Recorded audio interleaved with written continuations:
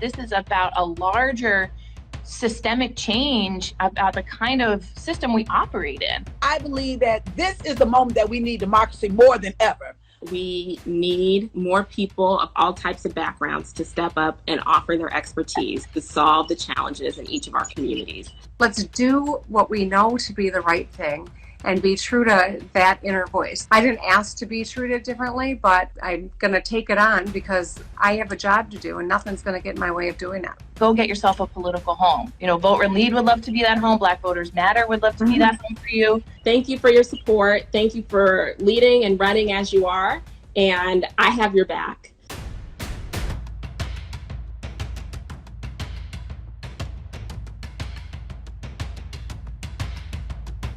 Welcome, everyone. Yes. Welcome, everybody across the country, from all the way across from Seattle, of course, all the way to NYC, where many of us are.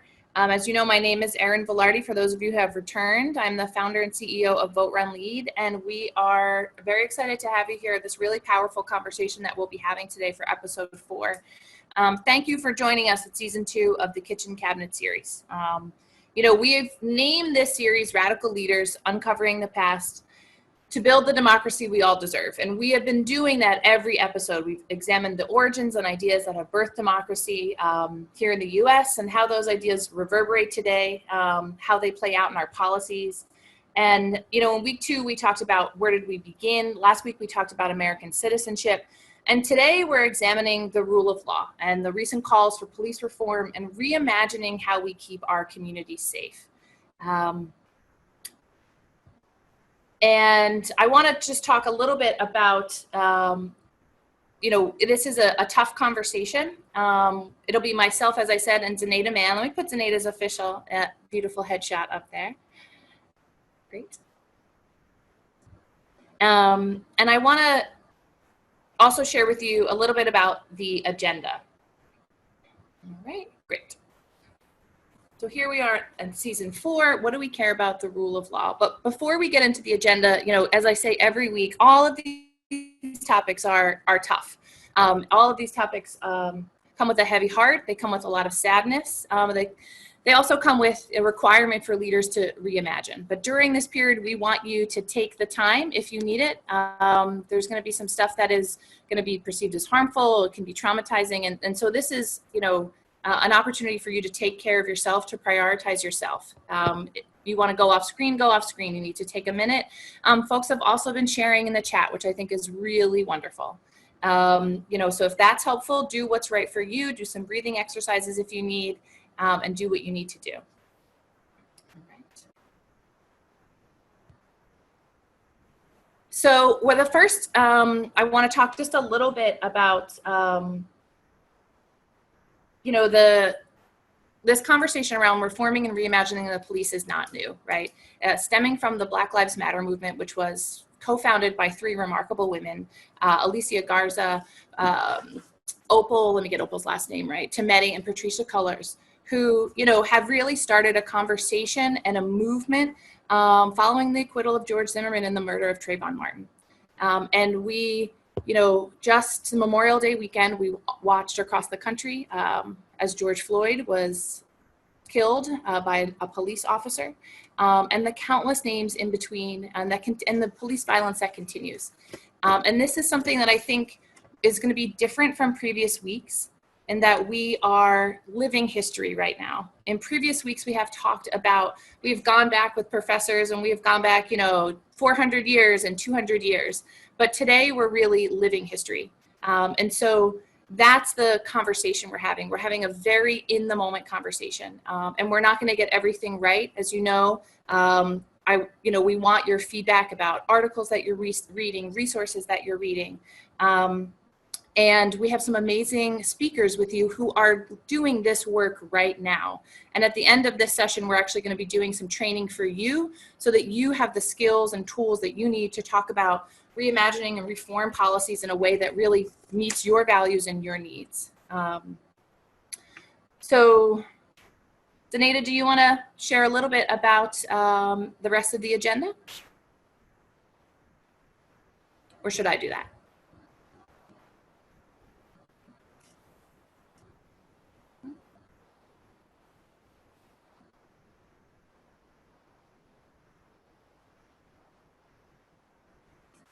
I'll go ahead. It's hard for me to hear. Sorry, I didn't realize I had my Okay. speaker off. Okay, so where did you leave off? I was looking at something. Were you at 4? I have just framed the conversation. Okay, got it. All right. So first, we are going to reimagine what's possible, right? In this training, we're also, as Erin said, we're going to have the mini training. We are going to examine racism in the police force. The mini training that we have some amazing speakers who are going to talk about how we can use our values to talk about police brutality and accountability.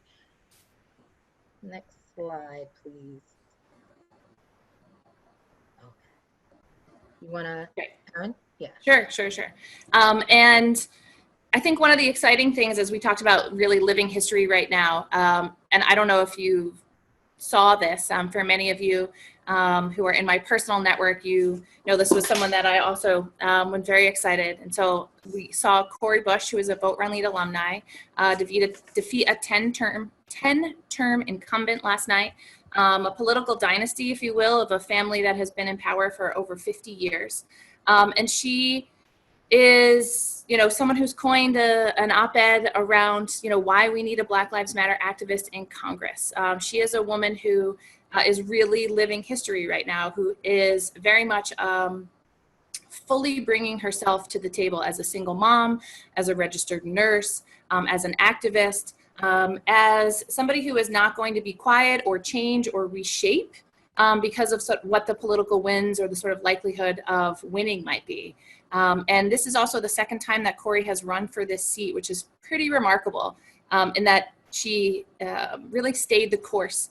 And I don't know if anybody else was watching last night as some of those returns were coming in, but it made me really hopeful for today. It made me really hopeful waking up this morning in really having her as a part of our community, but as a part of the community, more importantly, of leaders that are coming into power right now.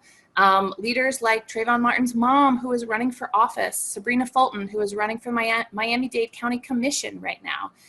And I just really feel I feel it in my bones. I feel that things are different, are possible in a way that I don't know that I felt even 24 hours ago. With the win, with the upset that so many folks are talking about when we talk about Cori Bush beating Lacey Clay last night in the primary.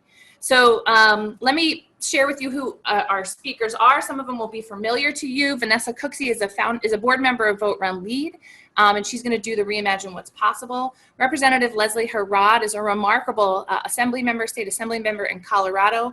Will be talking to us about some of these police reforms that are coming through and some of the vocabulary that we want to get familiar with. Natalie Parks will be talking about some of the behavioral components inside the police force and how we end racism inside of police forces in America. And Jamu Green, a founding board member and communications expert, is going to actually run you through a training for your leadership for your campaign. So let's take it away. I'm going to turn it over. How we roll. Okay, for those of you who've been on, stay muted, be active in the chat box. Anita is going to be asking questions from the chat after each session, but after the 3 speakers go, we're going to have a little bit more of an active session.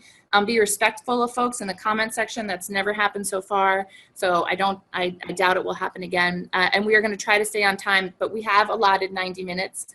And as you know, we're continuing to learn and to figure out how we do that together. We know both vocabulary matters and that the resources we're reading matter. So continue to send us reports, articles. How should we be using this word? Or is this a better way to talk about this topic as we create and build that living resource document? All right, so Zenaida is going to introduce our first speaker, Vanessa Cooksey. Okay, all right. Hi, everyone. So first up is Vanessa Cooksey. As Erin mentioned, she is the board member of Vote Run Lead, Director of Strategic Communications and Student Engagement at Washington University. And she is, give me one second, sorry. She will be leading a training a little later to all help us through reimagining what's possible.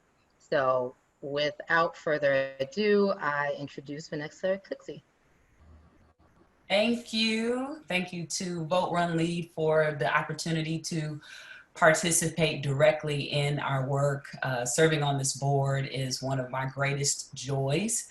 Want to share a little bit of my personal story and then take us through an exercise of reimagining what's possible and really putting our minds in a place of creativity and well-being. I've lived in St. Louis for 12 years, and I've had the good fortune of primarily being directly involved with corporate philanthropy for large companies in St. Louis, like Save-A-Lot Food Stores, Anheuser-Busch, and Wells Fargo. And I remember the night that Michael Brown was killed, the news reports expressed that things were certainly getting bad. And I texted a good friend of mine, Michael McMillan, who is the leader of the National Urban League. And I said, based on what I'm seeing on TV, this feels different. What's going on? And he texted me back and said, Vanessa, this is different. And over the course of the next several months, as history unfolded, and we were living history in that moment, there were times when I felt as a corporate executive for a large banking institution that I could be doing more. I will acknowledge that I did not ever directly participate in protest. And sometimes as a community, we have certain ideas around what it means to be an activist, what that looks like, how it looks to show up for community and fight for justice. But what I learned from this experience being really at ground zero in St. Louis is that courageous leadership has to happen everywhere. And our executive leaders, in addition to being concerned about the well-being and safety of our employees and our facilities, wanted to make a difference in the moment. And some of as part of the executive leadership team at Wells Fargo, I had several conversations, and some of the ideas for our response was, well, why don't we just give $10,000 to the United Way and be done with this? And I said, no, this is bigger than that. This moment is an opportunity for us to raise our hand, to make an investment, to be strategic. And I had to have some really tough and uncomfortable conversations with our leaders around how we should respond. And ultimately, we made strategic investments in local organizations that were on the front lines, as well as large organizations from varying dollar amounts. The two that I'm most proud of is that we made investments in Vote Run Lead and invited them to come to St. Louis. Next slide, please. Come to St. Louis to offer training for citizens and residents that wanted to be involved and engaged. Actually, next slide, please. There we go. Another investment that we made was in the Forward Through Ferguson organization that offered very clear direction on how we could meet this moment and move forward as a community. Lots of time, effort, energy, direct community engagement from people to imagine what our community could look like coming out of this experience. And next slide, please. This is an example of what's possible and why courageous leadership has to happen in all spaces. This was back in 2015. We did the national training for Vote Run Lead here in St. Louis, and several of our elected leaders are in this picture. And what I have since learned, not only from my serving as a senior leader in the St. Louis community, both in corporate spaces and in community spaces, is that we have to do this together, and we have to be consistent in terms of not just one training, but multiple trainings, not just one conversation, not just one tough conversation, but multiple conversations over time yields the change that we see, like Cori Bush winning the primary yesterday. And it gives us time to walk the talk and get the feedback and engage more people. So my encouragement is there are so many ways for us to be involved in change, in transformation. And there's enough room and enough seats at the table for us to bring our unique gifts and skills to the places and spaces. So don't limit yourself to thinking I only have to be involved in one way to be effective. There are lots of ways that can fuel change that we need in our communities. So what I like to do now is engage us in an activity.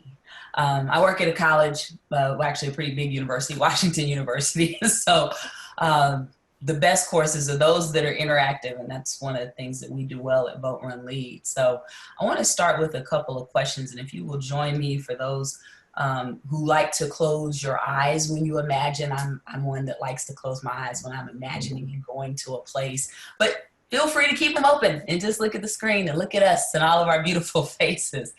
The first question that I'd ask for us to consider as we reimagine what's possible when we think of rule of law and what's important to us, think of a time and an environment in your life at any point where you have felt safe. Really take yourself there and feel and experience the environment of safety. Who's around you, who's with you, what's happening. And I offer that as humans, we all want to feel safe. Now think about a time, an environment where you have felt welcome. I do believe that there's a distinct experience and feeling when you feel safe and welcome. Now take a moment and holding this image and feeling, think of a time in an environment where you have not felt safe and where you've not felt welcome. What's different about that? What's happening? And what I offer is, as a community, there are members in our community that don't feel safe nor welcome in their own homes, in their own neighborhoods, every single day. And as leaders who want to transform our communities and think differently about our democracy, I ask that we frame our narratives and engage in dialogues and ultimately make decisions based on our individual sense of safety and belonging, but also our collective sense of safety and belonging. That is what equity starts to look like. The same in practice, the same feeling and privileges, responsibilities, and rights that I enjoy in my environment that allow me to feel both safe and welcome. How do we create that for everyone in our community? And sometimes it feels like our dialogues and narratives are just focused on the safety aspect of governance, of policing. How do we as women leaders bring back and center welcome and belonging? So thank you for giving me time to share and engage in this reimagining activity, and enjoy the rest of our conversation. Right. And we wanted to start with that, Vanessa, thank you, because we're talking about our values. We're also talking about a very emotional topic. And we know when policy is emotional, there are two things as leaders that we want to make sure that we do. We remain transparent in the process, and we are listening in the process. And so I think that exercise really allows us and sort of yields that environment of, if that's my frame, right? If that's my anchor, both safety and welcoming, and I know what that looks like and feels like, then I can be transparent in my process. I can be open in my listening to the community. Because even at the end of a process, if someone doesn't agree, right, with the final outcome or the solution, if they have felt heard, if they have felt seen, if they know your values along the way in the process, and they know that it has been fair and transparent in how those decisions have been made, you are going to get the buy-in that is needed to continue to make transformative policy. Sometimes a big leapfrog, sometimes smaller steps. So in that practice of equity, I think that is such a powerful way to frame that. We are going to transition to someone who is doing that right now with Representative Leslie Harrod. And Zenaida, if you'd like to introduce our next speaker. Yeah, real quick, if you don't mind, I do want to say, Vanessa, that was amazing for me. And even thinking about the times of being in a place where I felt safe and welcome, one thing I want to say to you all, that was when I was surrounded by women. So I went to a retreat at the Omega Center, and it was like 500 women, and I felt safe and I felt welcomed. So what that tells me is that what Run Lead is doing right now, we're in the space that I feel safe and welcome, because there are other women, and there's women that look like me. And that, thank you, Vanessa, for that. I really appreciate it. Okay, so let's move on to Representative Leslie Harrod. She was elected in 2016 as the first LGBTQ African American in the Colorado General Assembly. Since then, she has passed 68 bills addressing criminal justice reform, mental health, addiction, youth homelessness, and civil rights protections. So some of her signature work includes ending cash bail for minor offenses. And I'm in New York, that's a huge deal, definitely is. Defelonizing drug possession, giving every Colorado newborn a $100 college Kickstarter account, providing free menstrual hygiene products to inmates in Colorado state's prisons and jails, and passing a comprehensive police accountability bill following the highly public murder of George Floyd and the nationwide movement that followed. In addition, winning re-election in 2018, Harrod championed a ballot initiative, Caring for Denver, that raises $35 million annually for mental health and substance abuse treatment and services for children and adults. Harrod is the chair of the House Finance Committee, very important, vice chair of the House Judiciary Committee, chair of the Committee on Legal Services, and the chair of the Colorado Black Democratic Legislative Caucus. Woo, okay, and I want to welcome Leslie Harrod, Representative Leslie Harrod, to you all. Thank you. Thank you so much for that introduction. And yes, thank you for considering this space. I am saying Representative Leslie Harrod, but close enough. I think I have to start getting used to Harrod, because that has been something that has been my name since I was born as well. But my apologies, my apologies. It's okay.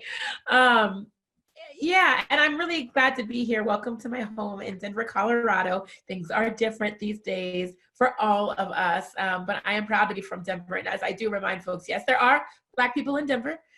We are not a cow town, and we're actually a city, quite large city, but you guys all know that now. But I always get some surprises there. But I'm proud to have been elected here in this seat. And as I'm sure a lot of folks have thought about when you're thinking about running for office, I didn't think there was going to be a seat for me in Colorado. I have the same notions that as an African-American queer female, that there was not a place for me in elected office. There wasn't one before, right? And I definitely wasn't going to go back into the closet, because I got to tell you, there's way too many photos of me at gay bars for me to say that at Pride, to say that I was, to go back in the closet and pretend to be somebody I'm not. But what I've learned since being elected is that being myself has been my strongest asset.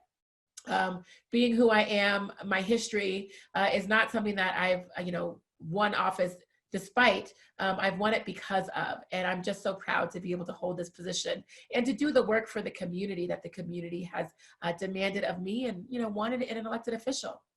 So I will give a shout out to my good friend Tashara Jones as well, who I know has been very active in Vote Run Lead. It was her mentorship, her idea, and her leadership that spurred me to run the bill for the College Kickstarter program right here in the state of Colorado. And so I actually saw it on a tweet of hers, and I called her and I was like, what is this program? What does it do? What's going on? Tell me more. I was like, all right, I'm doing it. And so it's just so great to have those types of networks of women so that we can do the work and do it as good as we need to, right? Do it great. Also, I think in the opening, when we set the conversation for me, it was interesting because I think when we have these conversations about when we feel safe, that there also should be an acknowledgement, which I know, Vanessa, you've done, that it's harder for women of color and queer women, right, to think of that truly safe time. It's just not as frequent. And as was mentioned, you know, when the few times you're in a room full of Black women who celebrate you, that is a time you think of, and it's so not often, you know what I mean? And I think that while I think as Black women and Black queer women, we have felt a bit alone in that and how hard it is for us to feel safe. I think right now, people are feeling that more across the board. People are feeling unsafe across the board. They're feeling uncomfortable across the board. And let me tell you, that is not a bad thing. It's a good thing to get a little bit uncomfortable. And if we're not uncomfortable right now in the middle of a global pandemic and a call for racial equality, then we're not awake, right? So let's keep being uncomfortable. So that leads me to the talk on police reform and reform for law enforcement. So I had to center this in saying something that a lot of folks don't realize, but my father, who raised me, is a law enforcement officer retired.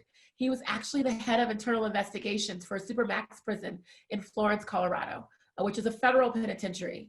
He started as a groundskeeper and worked his way up. And in Southern Colorado, there are not many other jobs outside of the prison industrial complex. And so, you know, in talking to my father, talking to law enforcement officers for years, I also did the Harvard Kennedy School, which if any of you have the ability to do that, do it. It's typically offered to activists, electeds, and folks in different sectors on an annual basis. Speaking to law enforcement officers there, we kept going back to the same issue, which was there have been police reform that has been done. Folks are very upset about it, always. But it hasn't necessarily stopped the murder of Black, Brown, Indigenous, and low-income people by law enforcement officers. It has not created any more safe environment for people who look like me to be out in the community and have interaction with law enforcement. And it's definitely not created a situation where we are no longer having to talk to our young children, Black and Brown boys and girls, and folks living outside of the gender binary about what to do when you interact with a law enforcement officer and how important it is not to call the police unless it's super necessary because someone could end up dead. So there's so much more work that we needed to do. And in this wake of the George Floyd murder, and then the call for justice for Elijah McClain, I had a unique opportunity to run a pretty comprehensive law enforcement accountability bill. That was not a lot of shalls and pleases, but more a lot of must and wills, which I think is really important. And so initially in the beginning of 2020, I was actually working on a bill that was much more narrow and really related to what happened with Elijah McClain, the lack of access to body camera footage, the chokehold that was initially used on Elijah McClain, and then also what happened to Devon Bailey in Colorado, who was shot in the back while running away from police. And folks, you know, we all have our stories where we can center our law enforcement work on. It's not only about George Floyd, it's also about all of the issues that have happened in all of our communities, big or small, right? And just the lack of accountability and the lack of justice for families who have been harmed by police brutality. And so I wanted to create this bill that really addressed those two specific issues. And I was told that because of COVID, I could not introduce the bill because it wasn't important enough, to be honest with you, to override the COVID concerns, I guess, the focus on COVID, but also that it was too controversial, right? Well, as you might, as I think was interesting is that once we actually took a break because of COVID, we actually came back from that break, and we were during the week of the protests starting. So we had a couple of days under our belt, and then the protest started right out in front of the Colorado State Capitol. And in that first protest, I was actually shot at. There was 8 shots that were shot into the building, into the crowd of peaceful protesters. And it was definitely by someone who's an agitator. And as we know, as the scenes have played out more recently, that those people do exist. And there was a very specific intent to create these agitators. Well, in that moment, I got a call from my caucus, and it was, after I got rushed in, a Capitol lockdown, all those things. It was, what can we do to help you? We're so sorry. We're, blah, blah, blah. And I'm like, thank you. I appreciate it. And I think as a Black woman, I wasn't probably as shook as some other folks who have not been in certain situations before. But I said, I don't really want your niceties. I don't want your bath bombs, although I do like bath bombs. I want a bill. I'm a legislator now, and I can do something about it. And I want a bill, and I want you all to sign on to it. And I will tell you, the speaker and the majority, they were very upset with me that I brought that up in that conversation. But eventually, every single caucus, yes, the Democratic caucus, every single member of the House Democrat signed on to the bill. And before it was introduced, which was in days, every single Democratic member of the Senate caucus was on the bill, including my good friend, Senator Faith Winters. And so this is what the bill does. Senate Bill 217 mandates the use of body cameras throughout Colorado for any law enforcement officer, period. Everyone has to have body cameras, okay? That is by 2023. Additionally, which is really important, and I think as you guys work on these bills, speaking to civil rights attorneys who are doing the work is gonna be key. But additionally, that body camera footage has to be released unedited unless there's certain privacy concerns, very narrow window, within 21 days and 45 days if it's under investigation. Because law enforcement has a tendency to wait out issues, right? Wait out the response from the community. So that when the body camera footage is released, the community has started either working on something else or has lost focus, right? That's their hope. So we put a very close, very short window on that. We also mandated reporting on policing that we've not had before. Racial profiling data, required now. Every time you unholster a weapon, required now. Every time you even, definitely point a weapon at someone else, but pull someone over for seizure and then let them go, required reporting. Because we need to have the data so that we can track what's going on and intervene.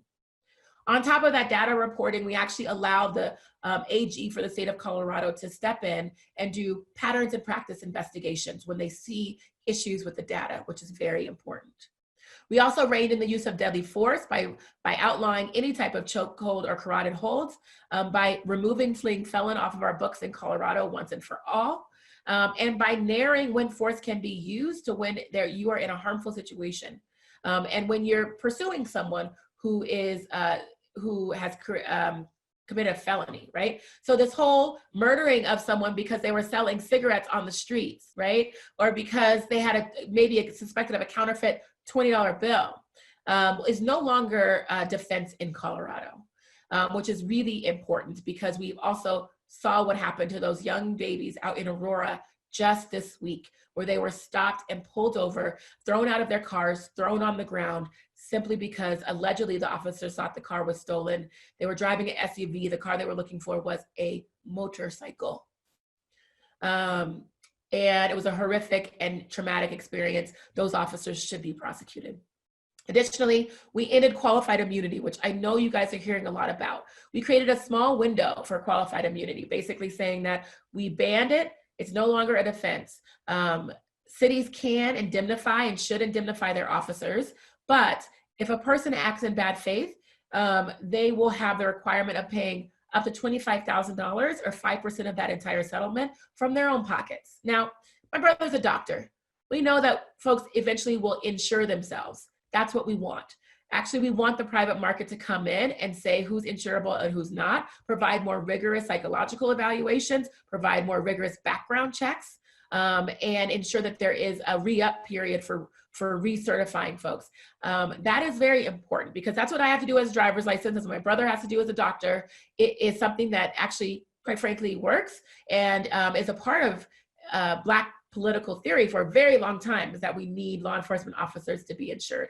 We're creating a situation to allow that. We're not requiring insurance though, but we're creating the environment for that to come. And there's already been people who have products now who are offering them up. We also are defending Colorado communities, which we think is really obviously important. So this, again, this is the racial profiling data, the body camera footage, and then also the protecting protesters, where you have to actually give a clear announcement that you're going to be using some type of tear gas or whatnot, and that folks have time to disperse, and that you're not basically locking people, trapping people into an alley or into a corner and then shooting tear gas at them. We've seen that happen in the protests that have been going on now. That amendment was added into the bill by Senator Julie Gonzalez, and it's a really strong protection.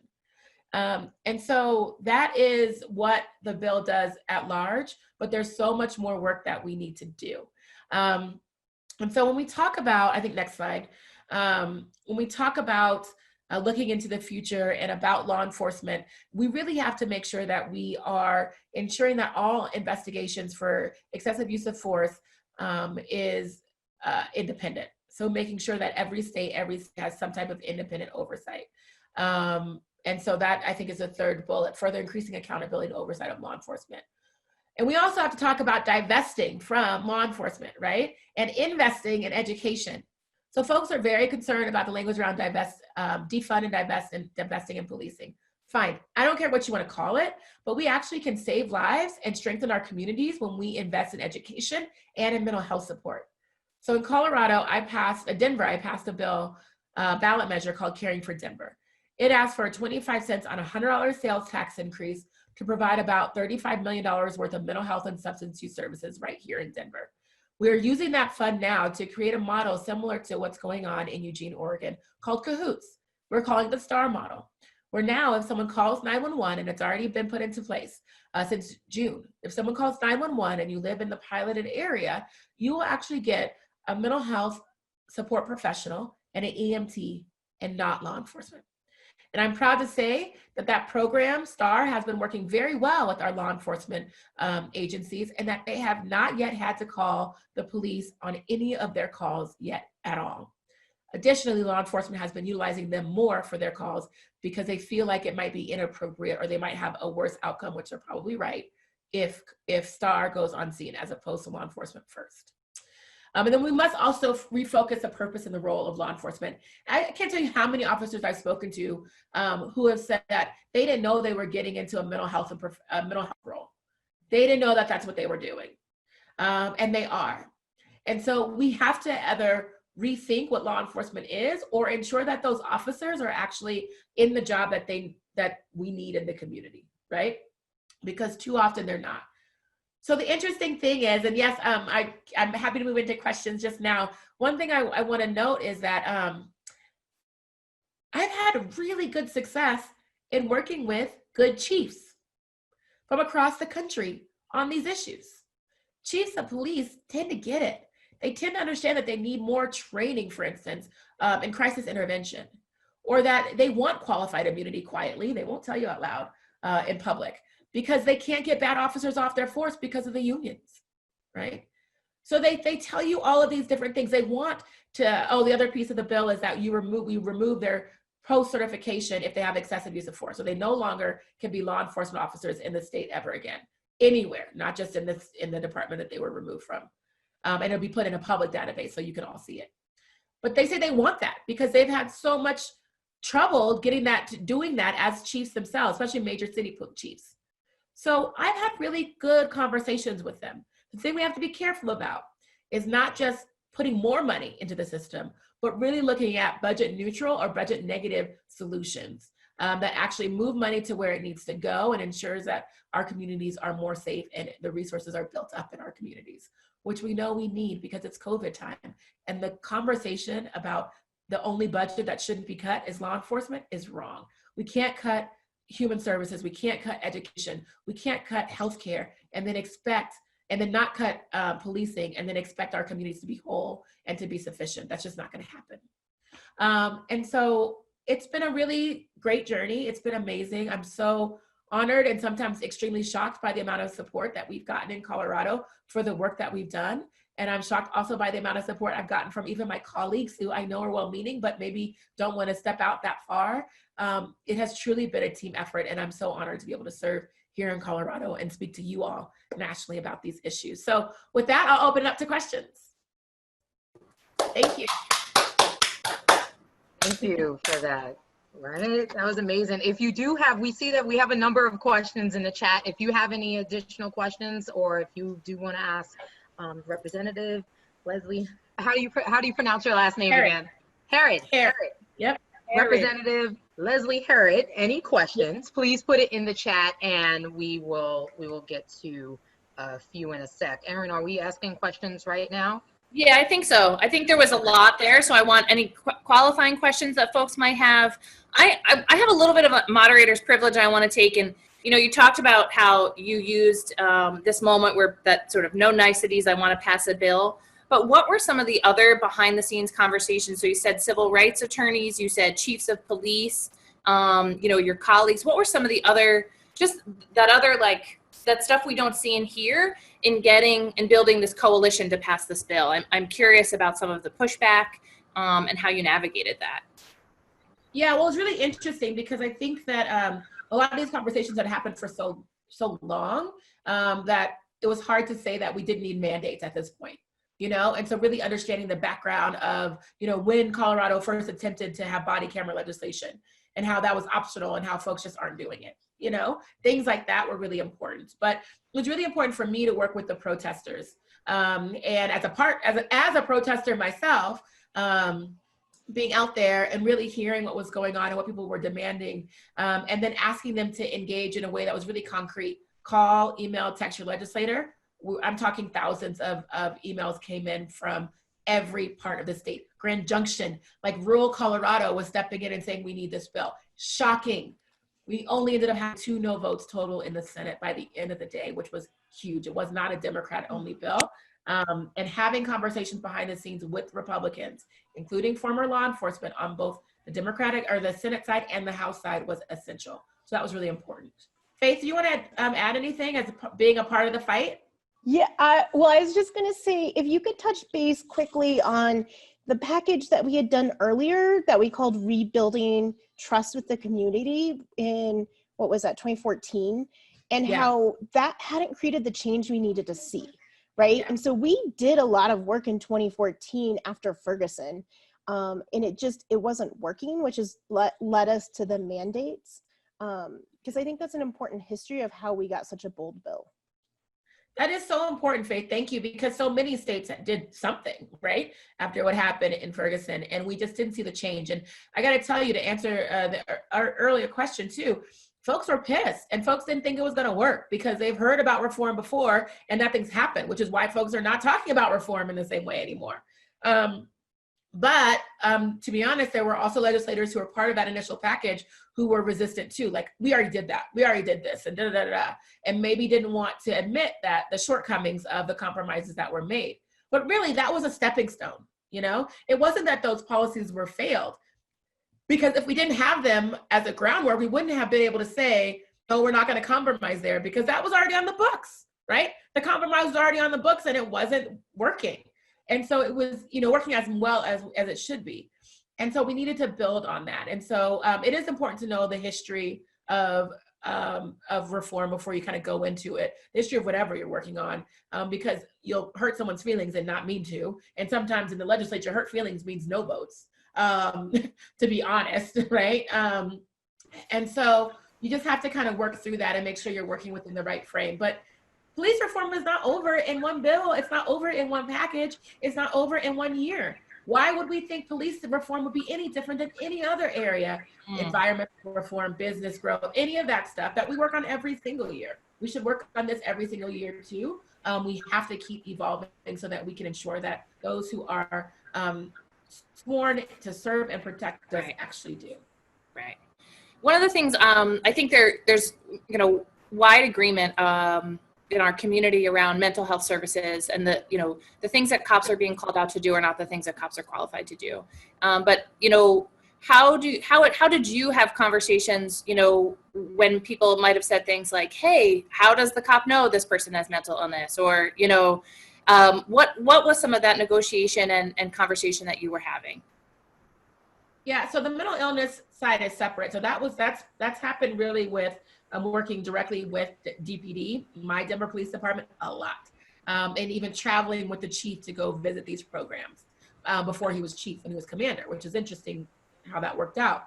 But 911 dispatchers know. Lead on 911. They know these calls. They know how to parse out.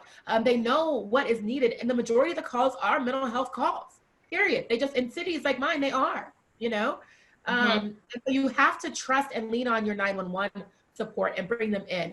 I'm sorry, but vans that just ride along separately are not as useful as something that's truly integrated into 911. Because if I'm a mom, and my child is having a mental health break, or my child is maybe even using force against me, got a little bigger than I anticipated by the time he was 14 or something. That's like my brother. That they call 911. You don't look up some other number and wait days for someone to show up in a van. You call 911 and you need to make sure that the right person is dispatched. There should not be a separate number for it. There should not be a separate action. It should be built into the city, and it should be a response from the city because that's what we need. And I'm happy to talk a lot more about Cahoots or a lot more about STAR with anyone who wants to talk about it, because it is working in Colorado, it is working in Denver, and we have to spread this model across the country. Thank you so much, Representative Herod. And we will not get that wrong going forward. No, we will not. So powerful, such amazing examples, such I don't know how, speed and sort of perseverance and quickness and sort of how you navigated that. And we're grateful, and I really would love to figure out how we get this through our network of other state legislators. I know there's some other legislators across the country that are looking at this bill, but also we would love to continue to push as well. So thank you very much. All right, we're gonna move on, Zenaida, to our next speaker, and I think it'll be just as rich. All righty, so we have next up Dr. Natalie Parks, who has over 20 years of experience in the field of applied behavior analysis. She earned both her master's and doctorate degrees from the University of Missouri. Dr. Parks has worked in a variety of settings, both in the clinical and organizational settings. Historically, she worked with individuals with autism and other developmental disabilities in homes, schools, day treatment, and inpatient settings focused on skill acquisition and verbal behavior, the reduction of severe problem behavior, feeding disorders, and toileting. As Dr. Parks moved into chief officer positions, she learned that the best way to ensure a business is providing the best services and products to their consumers is to focus on the leaders and the operations of the business. So as an organizational behavior management expert, she knows that the success of the business is dependent upon those in the business engaging in the right behaviors at the right time. To ensure this, Dr. Parks focuses on leadership development, business systems analysis, performance management, and ethical practices. She does this by providing coaching, consultation, and training to executives and leaders. Sounds like our type of person. Dr. Parks is in the business of helping businesses who help others. She uses the science of behavior along with her passion to improve the world to create businesses where people are excited and perform efficiently. So without further ado, Dr. Parks, welcome. Thank you. I appreciate that introduction. And I must say that I am a bit humbled to be here right now, especially going right after Representative Harad. You're doing some amazing work, and I wanted to just chime in and be like, yes, this is exactly what we're working for. To provide you a little bit of additional background, so I did spend a lot of time working with autism and developmental disabilities and mental health. That includes a little bit of drug addiction, as well as some other kind of more traditional mental health, like depression, anxiety, schizophrenia, that type of thing. But in the past few years, I actually left St. Louis. I'm born and raised in St. Louis. I left St. Louis for many years. I was in Baltimore and Atlanta and Los Angeles. And then I returned to St. Louis. Interestingly, it was after Michael Brown. I actually remember flying home when the announcement was made that charges were not going to be brought. I was actually at a layover in Texas. We got grounded as a result, because the protest came to the airport, so I couldn't get home that night. And I remember thinking, like, I'm out in LA and there's stuff happening in LA, but I want to be home. Like, I had that personal connection there. Interestingly, my parents are also from Denver, Colorado, so there's that connection. And Tashara Jones is actually a good family friend. She's very, very close friends with my sister, who is a few years older than me. So I was hearing all of these things and I was like, well, you know, maybe I'm a little more connected than I thought. I moved back to St. Louis in 2016, a few years ago. And at that time, I kind of took my passion for social justice and the fight against isms and blended it with my company. I had the joy of doing that because I own my own company, and I finally had gotten back with my network of people here in St. Louis, and we started focusing largely on public service organizations, so firefighters, police departments, city managers, politicians, those types of things. And so I still work in education. I actually teach at SLU, St. Louis University, and do some other things. But to kind of give you that premise and additional kind of experience in this world, right now, the majority of my time is actually focused on teaching diversity and inclusion training to police officers, which is a very interesting place for me to be. I did not grow up with positive relationships with police officers. I grew up and mostly as a result of watching how police officers treated me differently when I was by myself or with my parents, and how it changed drastically when I was with my friends. So getting pulled over for speeding would look totally different. I remember coming home from college and I was driving the car. I had 3 friends in the car, 2 other females and 1 male, all Black. And we got pulled over and the police officer told me to get out of the car. And I remember asking, like, why do I need to get out of the car? I've given you my license. I've given you my registration. I was a little bit mouthier when I was younger. And he said, I need you to get out of the car and I need you to come with me to my car. And immediately I'm like, am I under arrest? Like, what did I do? What happened? He made me get into the police car. He let me get in the front and he said, are you safe? And I said, right now or when you pulled me over? He didn't really appreciate that very much. And he said, in your car when I pulled you over. And I looked at him and I was like, why wouldn't I be safe? Like, I'm driving my own car with my friends. We're going home from school. I was at Truman State, which is in rural Northeast Missouri at that time. And he was like, well, I just didn't know if maybe, you know, you were in trouble given who you're with. And then he added in, because I was still like, I don't understand this. Like, let me go back to my car. This is ridiculous. And then he added in that the young man who was sitting directly behind me was looking at a pornographic magazine. And I was like, first of all, he doesn't have anything in the backseat with him. All of our stuff is in the trunk. So I know you're lying to me. And even if he was, he's over 18 and that's his prerogative. I don't really care what he's looking at. And the police officer did not want to talk with me much further after that. I got a ticket and I was sent on my way.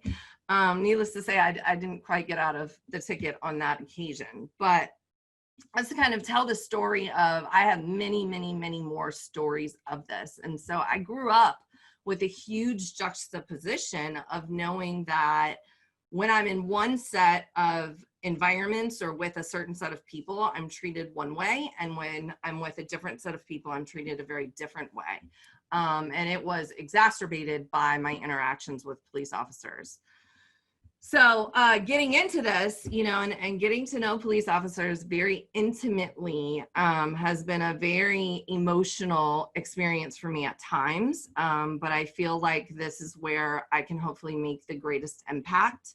I can start to change the justice system if I can start working on the point of entry. And I think that's where some of like mental health, accountability, and things like that come into place. So it's important. Hopefully you guys have, I'm sure you're here because you believe it's important. Really quickly, one thing that I would like to know, just to kind of keep you guys chatting and thinking about things. Actually, can we go back one slide? But to thinking about things, what is one thing that maybe comes to mind as you're looking at these bullet points? When I say why police forces are different from maybe other organizations or institutions across America. So I premised it an accountability training and pattern of community interaction. But does anything come to mind as you're looking at these bullet points? Anything triggered? Any emotions that you're having right now? Also, if you could just maybe type it in the chat. And then we can go to the next slide as you guys are typing that out and thinking about it. So main reasons why this is so super important. I don't think I need to talk about it a whole lot because, again, Representative Harad and Vanessa did a really excellent job of framing things up. But one thing, when Vanessa was talking and telling us to envision places where we felt safe, where we felt like we belonged, where we felt like we were welcomed, I'm curious to know how many of you had police officers directly or indirectly in those scenes where we thought about feeling safe and belonging. And I'm wondering when we felt unsafe, if police officers entered into that picture or frame as well. And so I want you to kind of carry those images with you and reflect on them as we're talking. And you know, kind of putting those things together, because ultimately police officers should make us feel safe.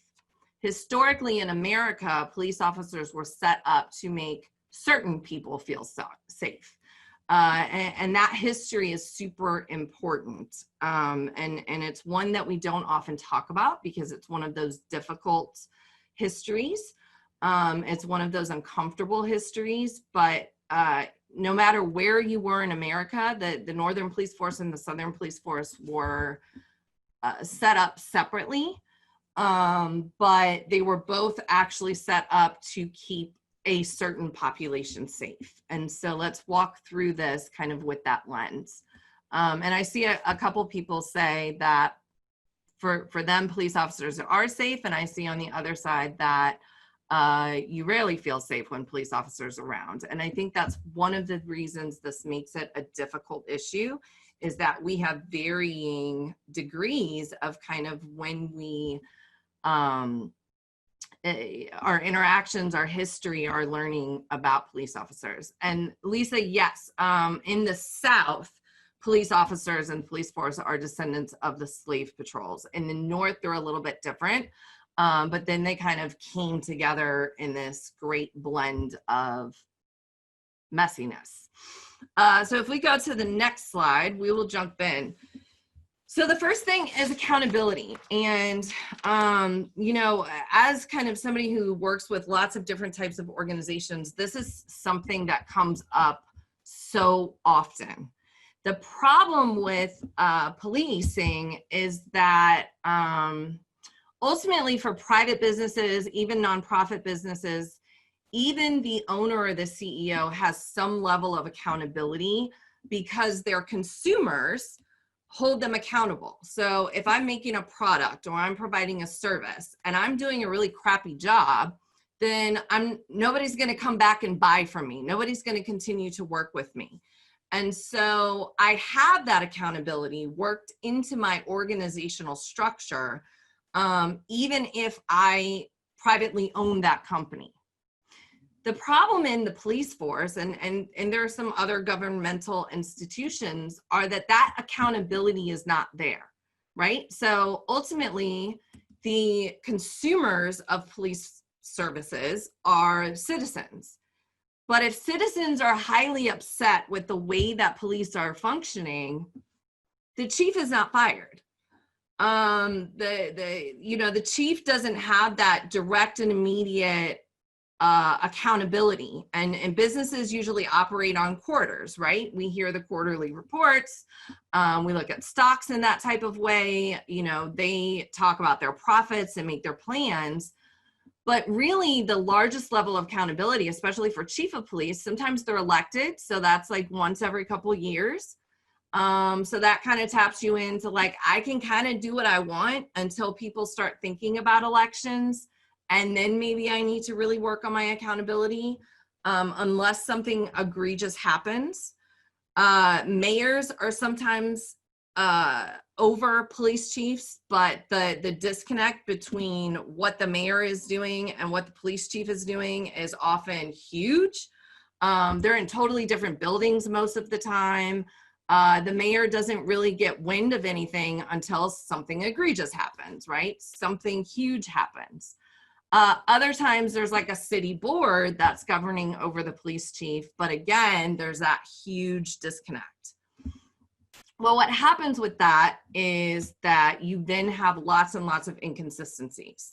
And we can look all across America and see that there are some police forces that are being run in certain ways, and there are other police forces that are being run in very different ways. There are some police forces that are out in the community and have fairly positive relationships. There are other police forces that have very negative relationships. And St. Louis is especially fun because we have, I think it's 52 different municipalities in St. Louis County. That's not counting St. Louis City, and that's not counting over the river in St. Charles County. So these 52 different municipalities almost all have different city governments, different mayors, different police chiefs, all of that.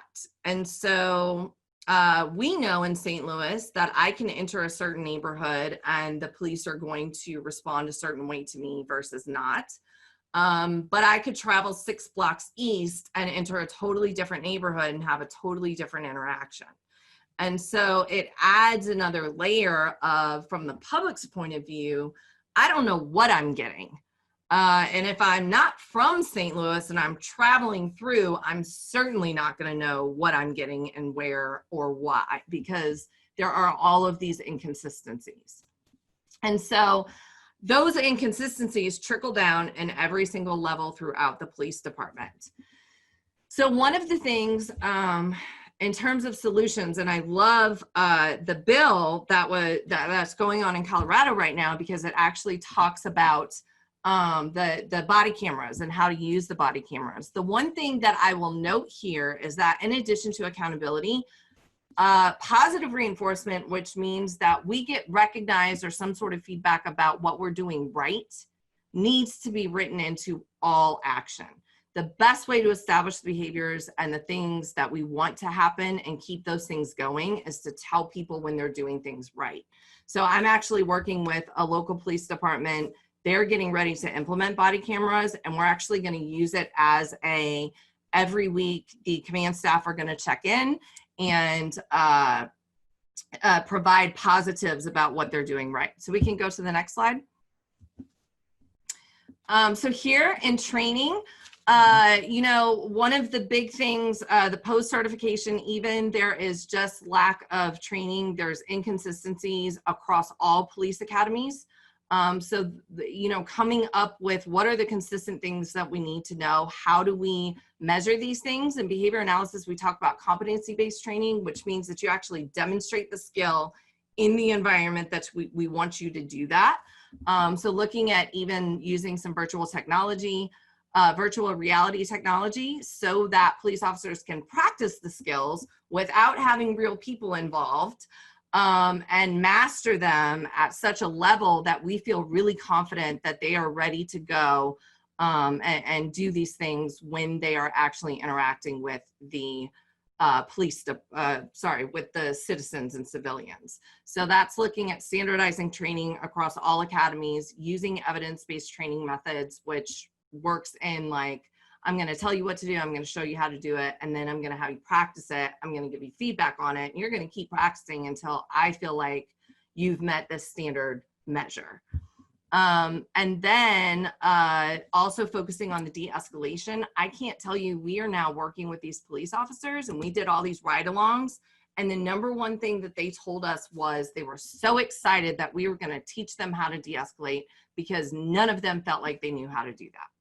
And when we talk about use of force, like that is huge. If I don't know how to de-escalate someone and I'm super nervous because I haven't been trained super well, and this person is escalating, I am much more likely to pull out a gun, because that's going to get things under control very quickly. And every time it gets things under control very quickly, then I'm much more likely to do it again in the future, and much more quickly. So I pull out the gun the first time, it works. Next time, that's my go-to thing.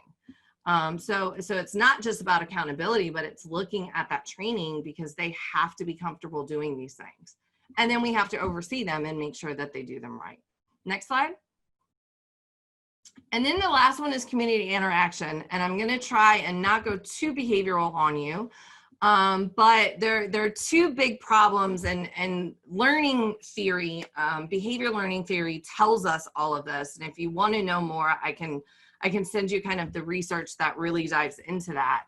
But there are two main things. One is lack of exposure and relationship with the people that are, that police officers are interacting with, i.e. the community members. So if I don't have a lot of exposure to somebody or a group of people, the only thing that I really have to rely on are the past learnings, which are from people telling me about them, watching it on the news, reading other things like that.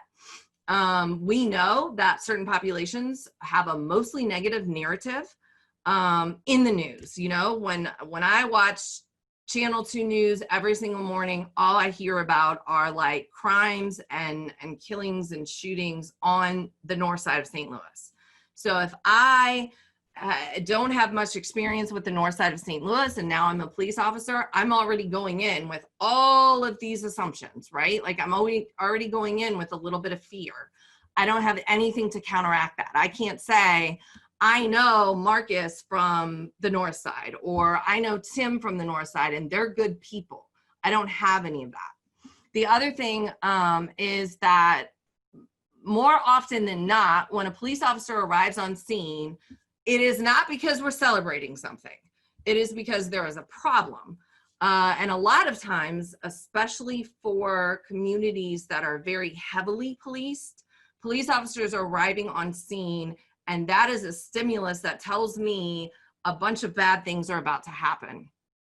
And so when that happens, you now have a police officer who's expecting bad things to happen. You have a community member who's expecting bad things to happen. Escalation is already there. And unless you have somebody that is super well trained in how to de-escalate that, you're going to have a very negative interaction.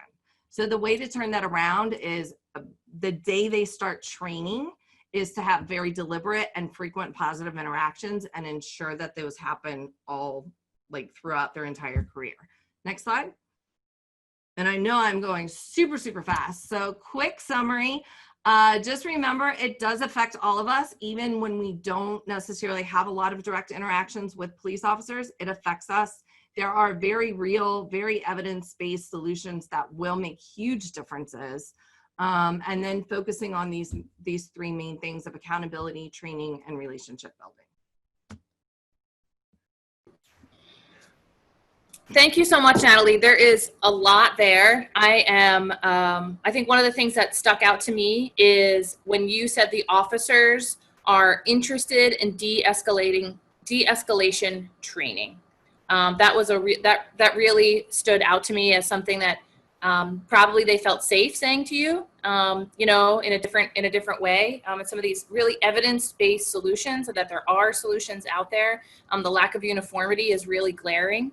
And then the relationship. I mean, we all know this. Like, if the cops come from the community, it's a different thing, right? When they don't come from the community, it's a different thing. There are a handful of questions in the chat box, which I would love for you to hop in and answer. But because of time, I want to make the transition to the training portion, because there's some new research out actually about how to talk about this as candidates and as leaders. And you have one of the best communications trainers with us. And I'm going to let Zenaida properly introduce Jamu Green. Thank you, Natalie. That was awesome. Okay. All right. Up next, we have Jamu Green, who is an evangelist for social good, an award-winning media and advocacy strategist, proud Texan, and recent candidate for chair of the Democratic National Committee. Heading into her 8th year as a Fox News political analyst, Jamu unapologetically defends progressive values and policies on the network. She co-founded Define American with Jose Antonio Vargas, an initiative that uses media and culture to elevate the immigration reform conversation, and is a founding board member of Vote Run Lead. She previously served as president of Waka Waka, a global social enterprise working to bring solar power to people living without access to electricity. President of Rock the Vote, where under her leadership, membership grew from 1,500 to over 1 million, and young voter turnout had the highest increase ever recorded in between 2 presidential elections. President of the Women's Media Center, where she designed the Name It, Change It campaign to fight sexism against women candidates and train progressive women to amplify their voices in the media. Director of Women's Outreach and Southern Political Director at the Democratic National Committee. National Director of Project Vote and Executive Director of Texas Young Democrats. Ooh. She has worked on over 20 political trainings at the local, state, and national level, and served as an advisor and national surrogate for Hillary Clinton's 2008 presidential campaign. Jamu was appointed by Secretary of State Hillary Clinton to the United States National Commission for the United Nations Educational, Scientific, and Cultural Organization. Now, without further ado, I welcome Jamu Green.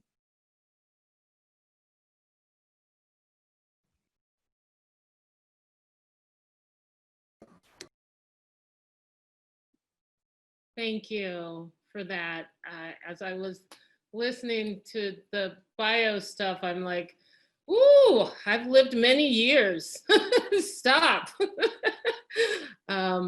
But it's so good, and always good to be in conversation and be in community with the Vote Run Lead family. And I also, as Erin, was very impacted by Dr. Parks's referencing of the de-escalation excitement around de-escalation training. I got goosebumps and was starting to think about, if that story were to be told or to be a part of the conversation that is happening right now around police reform, how different that the conversation could be. But just so much helpful information. I'm also still both warm from my fellow board member Vanessa Cooksey's reimagining exercise, and while I'm warm, I'm now also more committed than ever before, never to be in a space where I don't feel safe and welcome. That was so good, and I think that is just what I love so much about Vote Run Lead, that even as a founding board member and a national trainer, and I do media coaching for several women candidates who are running now, every time I'm in a Vote Run Lead space, I learn something. And it's palpable. So I look forward to learning more from y'all as we go through this discussion on, how I can be a better communicator myself on these critical issues. Next slide.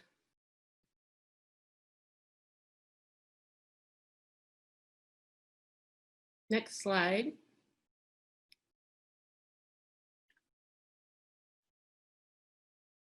Awesome. As we are getting to the next slide, I just wanted to do a quick overview of what we want to chat about, and also do a little bit of interactive training so that folks can leave with somewhat of a path and some tools in which to put some messages together to have this very important conversation with our individual voters in our communities and our communities as a whole.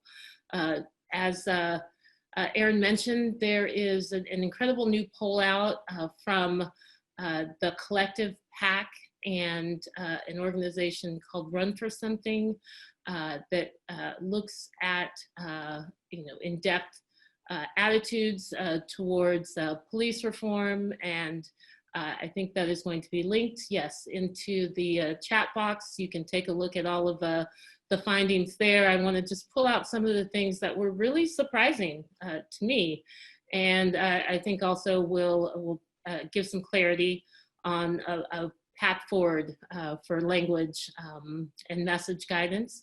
And then we want to talk real specifically and again interactively about why shared values are key to effective communication. One of the things that I'm not sure if it was in those many years of things in the intro is that for the last 10 years, I have been a Fox News contributor. I am a Black woman. I am an unapologetic progressive, and I have gone on to Fox News to defend my beliefs and progressive values and policies for now a decade, and have some things to share about how you can use shared values to connect with the audience and why it's so important. And then we want to do some very quick shared value exercises. So let's look at this poll. It was conducted by Cornell Belcher, who is the I think one of the only African-American male national pollsters. He was President Obama's first pollster. And as I was reading this again a few days ago, just some of the findings that really stuck out. So just going through these, now with all of the activity and huge steps forward that even we saw outlined in Colorado, social change, social justice happening at an expedited rate. We're seeing through this poll that a plurality of the people polled strongly approve of their local police department's job performance. That was surprising to me, kind of based on all of the noise that's swirling around. And at the same time, and I think this is kind of the paradox we're living in, is Black Lives Matter, the organization, the brand coming out of Michael Brown's death in Ferguson, is viewed incredibly favorably by voters. And I don't think anyone could have imagined that before the most recent murders of unarmed people of color by police. Other findings from the poll: majorities of white voters now are seeing racial and ethnic discrimination as a big problem in the United States. That's a huge shift from where we were just months ago. And corruption, police reforms, job training, and education are issues that voters actually want now candidates to be focused on. I don't know the specific numbers from the poll or from previous polls, but anecdotally, I'm saying I think that has probably more than doubled. this was not a priority just a short time ago as far as what voters wanted lawmakers to be most focused on. And they also, in this poll, tested some very specific messaging. One of the messages that absolutely did not have wide appeal was defunding the police. And if you think about probably what you're hearing in the news cycle, in the narrative that has captured the attention of people who put news content out, there's a lot of focus around defunding the police. And at the same time, there is a lot of messaging and activism going on from organizers in the street, really pushing the defunding the police message. And another key finding, reallocating police department funding is extremely popular with the voters that were polled. Some of the other things that I just want to point to from this poll, there's definitely a mixed approval of the performance of elected officials. The more local you get, the more approval voters are having for their elected officials. We're seeing that white voters are beginning to understand their privilege. A majority of white voters believe that police treat white people better than Black people, a majority. And back to the defunding the police not having wide appeal, right underneath that is that even Black voters are divided on that issue. So it is not a hard demographic split. This is comprehensive across demographics. Also, something that's unpopular, abolishing the police is unpopular. But key groups strongly approve most police reform policy proposals that don't include the abolishing police, don't include the defunding the police messaging.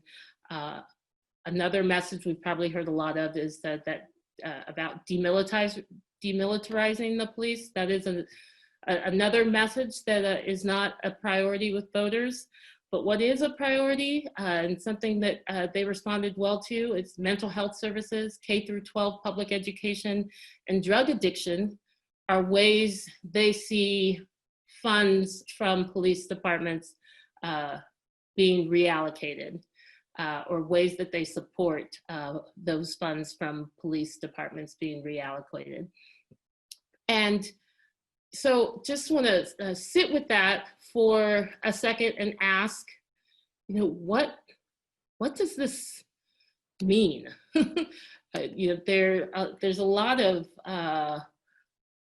surprising information, and I definitely recommend everyone pour yourself a cup of tea, look through the poll. Much props to the Collective PAC and Run for Something, the work that they're doing to identify these themes. But for me, when I was going through the key findings and reading the executive summary, my takeaways were that at a minimum, there's confusion around what the term defund the police means. I think it was State Representative Herod who, I just have to say, I had been receiving her emails for months during COVID, and I don't live in Denver, but she makes me feel safe and warm. And that is really important during a pandemic. But so coming out of that, there's confusion around defund the police, that clearly voters need more clarity on details of police reform. What does it mean? They don't understand the definitions. Any other thoughts that folks have on kind of their takeaways, immediate takeaways? There's a good question. Does not defund equal reallocation? Well, that's exactly what we want to talk about. What is the definition of defund to you as a candidate versus what is the voter hear and believe and think when they hear defund? If we go into a conversation assuming that everyone has the same definitions, then we are not going to be successful in our communications. Any other thoughts coming from the key findings? Certainly look through that. Moving on to, let's try to make sense of this from creating language and messaging around it.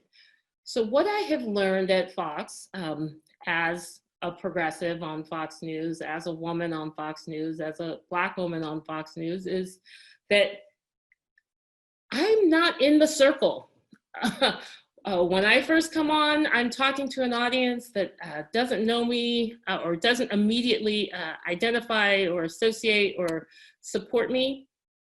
And thinking back to the reimagining exercise, imagine for a second you had the choice to vote for a candidate who made you feel safe and warm, and that candidate had different policy focus than you did, or a candidate that you didn't feel safe and warm with, but agreed with all of your policies. In many ways, you're gonna vote for the candidate that makes you feel safe and warm. And so strictly from a brain science standpoint, we are attracted to trust as individuals, as an audience, as voters. We are attracted to supporting the people who make us feel safe and warm, the people who make us feel trusted. And so that's one of the goals we want to accomplish with the words as we develop messaging around this.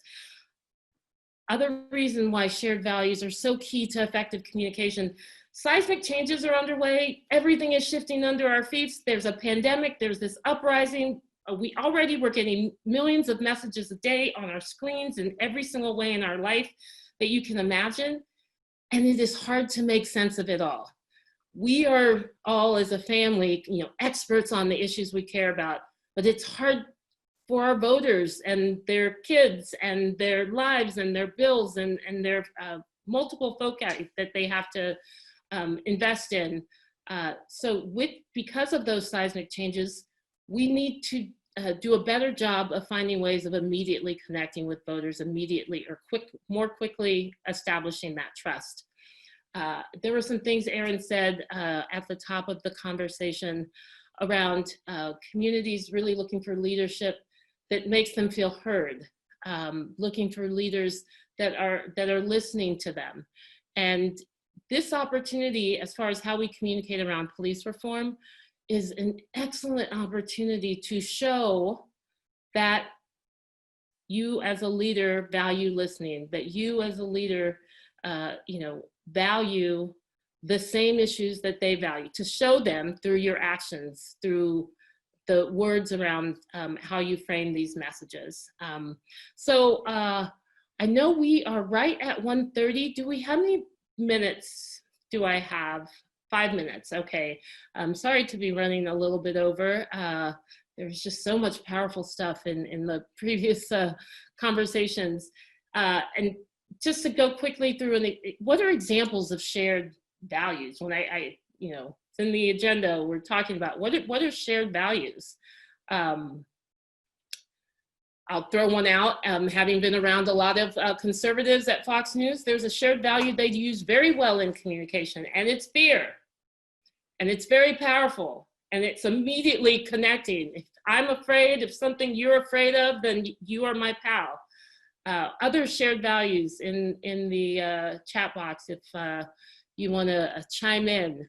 One that I use a lot is the idea of embracing resiliency. People really respond to resilient people. There's no expectation of being perfect. Everyone knows that as an individual, we're not perfect, but someone who has gotten through those imperfections, have overcome challenges, really is a shared value that voters, Americans, our broader community connect with. So moving on to a very quick shared values exercise. thinking about the conversations we will be having with individuals and, perhaps even in a candidate forum with your community, and all of the different ways those key findings kind of indicated one thing on one side and then another idea or set of positions on the other side. One recommendation I would have is asking questions. So let's, in the chat box, put some questions out to ask questions that get at those feelings, those attitudes that the poll uncovered. And by asking questions, you are showing your leadership, because you're showing that you're someone who values listening. You are showing that you value their opinion and they are connecting with you because they will feel heard. Seeing some other shared values pop up. I'll throw out an example of a question. In a candidate forum, as you're having a conversation on police reform, as a leader who will be making decisions, instead of having the answer and assuming everyone is on the same definition as you, there's an easy way of saying, if elected to city council, the questions I will be asking, followed by what those questions are. The questions I will be asking of our police department. The questions I will be asking of our community. The questions I will be asking shows that you are saying to the voter that you are giving them space in the middle of a pandemic, in the middle of an uprising. You're giving them, as voters, a chance to be heard. Another question that has come up here in the chat room, I think that's Amanda quoting me. What are some other questions that we could ask to illuminate our positions on police reform? What is being done well? And that is such a good question, because it's important to understand where the community feels, where their attitudes are. Again, the attitudes change based the more local you get. There's overwhelming support for by a majority of people, for their local police departments. So allowing them to communicate what is being done well. How do you want your neighbors to be treated? Another great question. In the immigration reform conversation that we did for Define American, all we did was ask questions. What would you do if your son's best friend was undocumented? It really makes people start to question their actions when it personalizes them. So just to wrap up, I know that we are basically out of time. I wanted to share one other kind of strategy when going into an interview, when going into a conversation with a group of people. A lot of times as women, we want to do listing. We want to put our policies out there. We want to put the facts. We want to put the figures. We want to put the answers. We want to put all of our qualifying ingredients on the table first. And as a progressive on Fox News, one thing I've learned is that the first thing I have to do is I have to get in the circle. I can't start with the facts and the policies. And so even if the questions, kind of the samples of questions we just went over, if that's your way of getting in the circle, do that first. The order of your messaging is more important at times than what your message is. Get in the circle first. Show them that you are like them. Create that bond of trust. Then follow up. When you're in the circle, having proved you're one of them, follow that up with your proof points, with your positions, with your policies. And then this is where it gets fun from a communication standpoint. After you've laid down all that you have to offer, all of your ideas, that's when you kick your opponent out of the circle. If you go into your communication with individual voters, with your community, knowing get in the circle first, follow up with your proof points, and kick your opponent out of that circle, you win every time. Thank you all so much. Thank you, Vote Run Lead, for such a great, incredible space. Thank you, Jamu. You're so smart. Like that last little nugget, you know. So I know we're over time, but I feel like there were so many fantastic things that came out of each. I think, you know, taking a moment when you're stepping into some of these communities, when you're trying to build community, to reflect on Vanessa around what makes us feel both safe and welcome. And are we building those communities as leaders? Representative Leslie Herod, you know, it can be done. What I got from that is that it can be done. And the community stakeholders that she talked to, from protesters to chiefs of police, just a really broad swath of folks, and also her ability on the spot to sort of use that, I'll just say sort of white guilt, right? People are like, what can I do? She was like, we can pass a bill. And then held her community to that, to make that happen. Dr. Parks, just the access I think you've had to the police and the work you're doing right now. Thank you very much for that work. But still, it is staying with me that the humanity of our fellow police officers, right? Representatives' father, people in our networks, right? Who are part of the military, armed forces, EMTs, that they are human too. And that is one of the things that actually came out of the Run for Something Collective PAC research also, right? That we can have some humanity for our officers. We can have some humanity, and knowing that they also want this de-escalation tactics, knowing they want to do better, is one of those things that I feel really heartened by. And then the idea of sort of getting into the circle, the order of your messaging being the most critical, and building that trust. We talk about trust all the time at Vote Run Lead, building that trust with the person, the audience that you're talking to, and then coming with your facts, asking those questions. You know, one of the other things I've heard Jamu talk about also is you don't even have to answer that exact question, right? We don't want you to pivot away from this topic, because I think the other thing that came out of the Run for Something poll is that you should be talking about police violence. Candidates that are not talking about it may actually take a hit. This is a topic that everyone wants to know where you stand.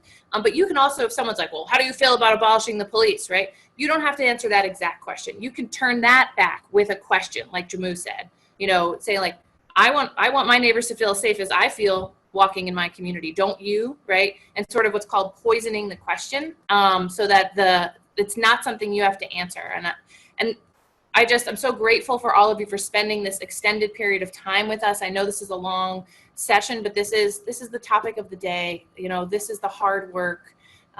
This is the work we're all committed to do in the movement for Black lives, in the connections and intersections between patriarchy and white supremacy, and the advancement of women leaders, of all of us to step into our power right now. And I want to thank Zenaida for co-hosting with me.